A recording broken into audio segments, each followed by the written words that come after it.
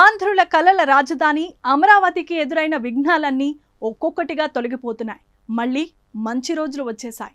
రాజధాని లేని రాష్ట్రంగా ఇన్నాళ్ళు ఉన్న ఆంధ్రప్రదేశ్కు ఇక అన్ని మంచి శకునాలే అన్నట్లుగా శుభవార్తలు వస్తున్నాయి. 2015 నుంచి 2019 వరకు కట్టిన నిర్మాణాల క్వాలిటీ బాగానే ఉందని, వాటిని కంటిన్యూ చేసుకోవచ్చని Madras IIT, Hyderabad IIT teams reports ఇచ్చాయి. సెక్రటేరియట్, హెచ్ఓడి భవనాలు, హైకోర్టు నిర్మాణాల పటిష్టతను ఇటీవలే అబ్జర్వ్ చేశారు. ఐకానిక్ టవర్ల వద్ద రాఫ్ట్ ఫౌండేషన్ను పరిశీలించారు. ఐరన్ రాడ్లు బాగా తుప్పుపట్టి ఉండటంతో వాటి కెపాసిటీ ఎలా ఉందో చూశారు. అమరావతి భవన నిర్మాణాల పటిష్టతకు ఎలాంటి ఢోకా లేదని, స్టీల్, కాంక్రీట్ స్ట్రాంగ్గా ఉన్నాయని నిర్ధారించి ఆ రిపోర్ట్ను సిఆర్డీఏకు ఇచ్చారు. దీంతో చంద్రబాబు ప్రభుత్వానికి బిగ్ బూస్టప్ వచ్చినట్లయింది. కలల రాజధాని మరింత వేగంగా పట్టాలెత్తేందుకు సిద్ధమవుతోంది.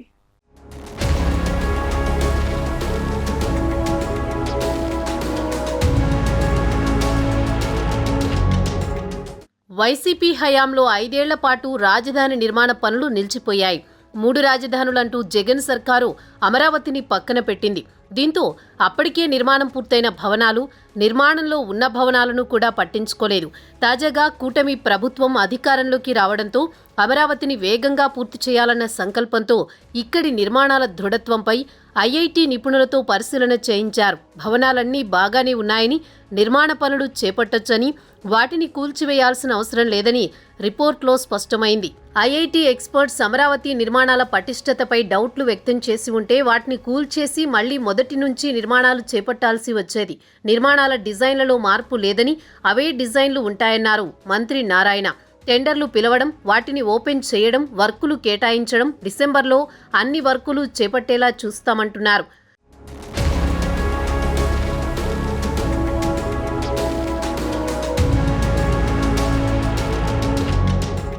ఐదు ఐకానిక్ టవర్లను రాఫ్ట్ ఫౌండేషన్ టెక్నాలజీతో చేపట్టారు. ఐఐటి సంస్థలు 2 ఈ నిర్మాణాలు బాగున్నాయని తేల్చి చెప్పాయి. కాంక్రీట్లో కానీ, ఐరన్లో కానీ ఎక్కడా లోపాలు లేవని గుర్తించారు. సచివాలయ ఐకానిక్ టవర్లు గత 5 ఏళ్లుగా నీళ్లలో నానుతున్నాయి. దీంతో వీటి పటిష్టతపై అనేక డౌట్లు వచ్చాయి. కానీ బాగానే ఉన్నాయని తేల్చడంతో అంతా ఊపిరి పీల్చుకున్నారు. నిపుణుల టీం అమరావతికి వచ్చి సిమెంట్, కాంక్రీట్, ఐరన్ ముక్కలను కట్ చేసుకుని శాంపిళ్లను తీసుకువెళ్లి అన్ని కోణాల్లోనూ పరీక్షించాయి. పరీక్షలలో కాంక్రీట్, స్టీల్ బాగున్నాయని, సచివాలయ టవర్లకు సంబంధించి రాఫ్ట్ ఫౌండేషన్ చెక్కు చెదరలేదని రిపోర్ట్స్ వచ్చాయి.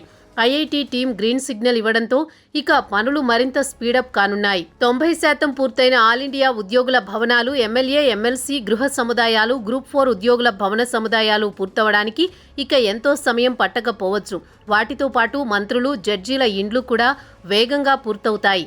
ఇక అటు ఐకానిక్ సచివాలయ టవర్స్, అసెంబ్లీ భవనాల నిర్మాణం కూడా స్పీడ్ అందుకోవడం ఖాయంగా కనిపిస్తోంది.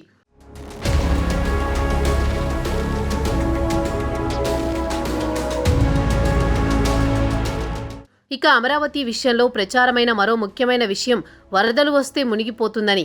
వైసీపీ నేతలు అదే పనిగా ఈ ప్రచారం చేయడంతో అదంతా ఒట్టిదే అని కూటమి ప్రభుత్వం అంటోంది. ఎంత వరద వచ్చినా తట్టుకునేలా, క్లౌడ్ బరస్ట్ వంటి ఉపద్రవాలు వచ్చినా వరద నీరు ఈజీగా వెళ్లేలా కాల్వలు, రిజర్వాయర్లు, గ్రావిటీ కెనాల్స్ నిర్మాణాలు ఎక్కడికక్కడ చేపట్టేలా కార్యాచరణ రెడీ అయ్యింది. కృష్ణానదికి రికార్డు స్థాయిలో 11 లక్షల క్యూసెక్కుల వరద వచ్చినా ఎలాంటి ఇబ్బంది కలగలేదన్నారు మంత్రి నారాయణ. అమరావతి డిజైన్ సమయంలోని వరద ఇబ్బందులు లేకుండా కాల్వలు, రిజర్వాయర్లు ప్రతిపాదనలు చేశామన్నారు. కొండవీటి వాగు, పాలవాగుల ప్రవాహంతో పాటు గ్రావిటీ కెనాల్స్ డిజైన్ చేశామని గుర్తు చేశారు. వచ్చే వర్షాకాలం నాటికి ఈ 3 కెనాల్స్ను పూర్తి చేసేలా త్వరలోనే టెండర్లు పిలుస్తామన్నారు.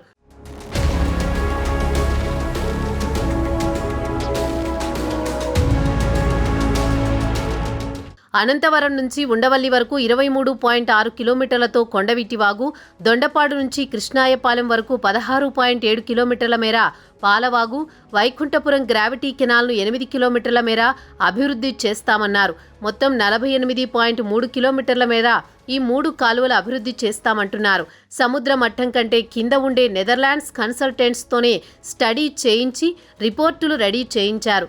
భవిష్యత్తులో వరద సమస్యలు రాకుండా ఉండేందుకు ముందు జాగ్రత్తలు తీసుకున్నారు.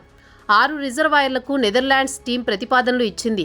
సీడ్ క్యాపిటల్ పరిధిలోకి వచ్చే నీరుకొండ, కృష్ణాయపాలెం, శాఖమూరు, లాం, పెదపరిమి, వైకుంఠపురం వద్ద రిజర్వాయర్ల నిర్మాణం చేపట్టనున్నారు. ఎంత వర్షం వచ్చినా కాలువలు, రిజర్వాయర్లు సరిపోయేలా చూస్తున్నారు. ఒకవేళ రిజర్వాయర్లు నిండితే 12,350 క్యూసెక్కుల కెపాసిటీతో ఉండవల్లి వద్ద లిఫ్ట్ ఉందని, దీంతో పాటు 4,000 క్యూసెక్కులు బంకింగ్హామ్ కెనాల్లోకి మళ్లించొచ్చు అంటున్నారు. ఇవి కాకుండా 5,650 క్యూసెక్కుల నీటిని తరలించేందుకు వైకుంఠపురం వద్ద లిఫ్ట్ ఏర్పాటు చేస్తామని మంత్రి అంటున్నారు. అలాగే కృష్ణానదికి 15 లక్షల క్యూసెక్కుల వరద వచ్చినా తట్టుకునేలా కరకట్టను రీడిజైన్ చేస్తామంటున్నారు. వైసీపీ చేస్తున్న విష ప్రచారాల్లో ఏదీ నిజం లేదంటున్నారాయన.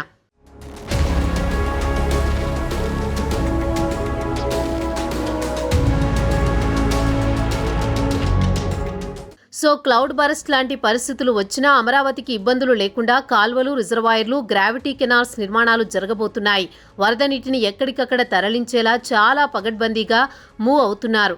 అందుకే సముద్ర మట్టానికి చాలా లోతులో ఉండే నెదర్లాండ్స్ వాళ్ల నుంచే ప్రతిపాదనలు తీసుకున్నారు. వానొచ్చినా వరదొచ్చినా అమరావతి మునిగిపోతుందన్న ప్రచారానికి చెక్ పెట్టబోతున్నారు.